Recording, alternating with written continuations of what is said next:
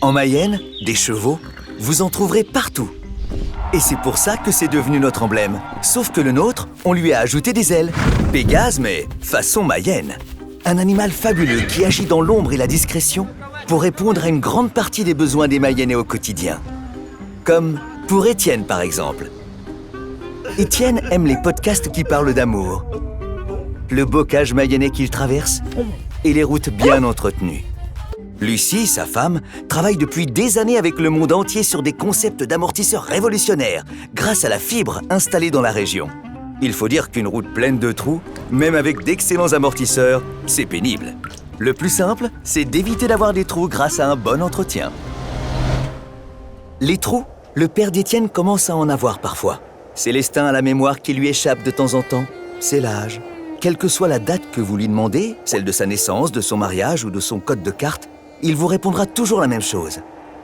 Fou 53. Alors, pour faire travailler sa mémoire, Étienne et Célestin ont trouvé une opportunité incroyable.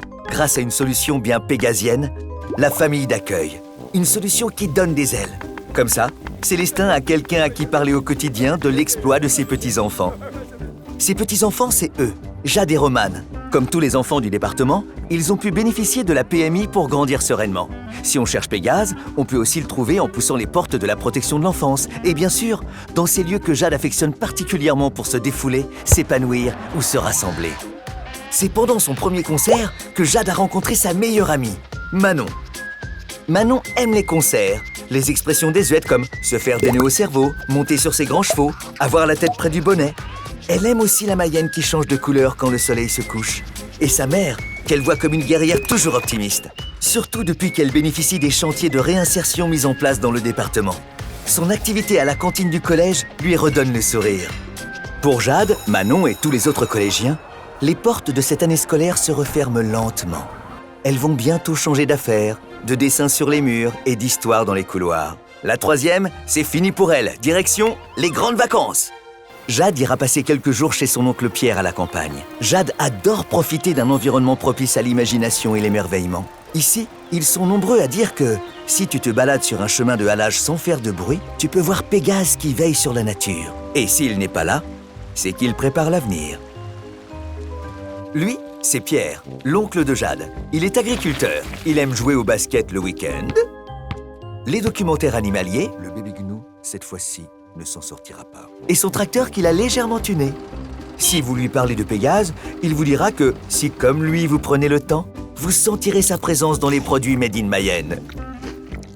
Et si vous voulez vraiment l'apercevoir, il suffit de pousser la porte de notre patrimoine. Derrière, on dit même qu'on y croise parfois un dragon. Ou tout simplement Clarisse. Clarisse aime les vieux châteaux, jouer du cor de chasse dans sa fanfare et le Tour de France, mais seulement quand il passe en Mayenne. Clarisse est en fauteuil roulant. Elle dit qu'ici, quand on parle de mobilité, on parle forcément de Pégase. Elle est médiatrice culturelle au château de Sainte-Suzanne. Ça lui permet de veiller sur ces vieux châteaux, ceux devant lesquels passe Étienne quand il écoute ses podcasts qui parlent d'amour. Si certains peuvent avoir un doute sur l'existence de Pégase, ce film vous aura au moins permis de découvrir la plupart des missions du département au quotidien et de mieux comprendre pourquoi les Mayennais sont si fiers de leur emblème.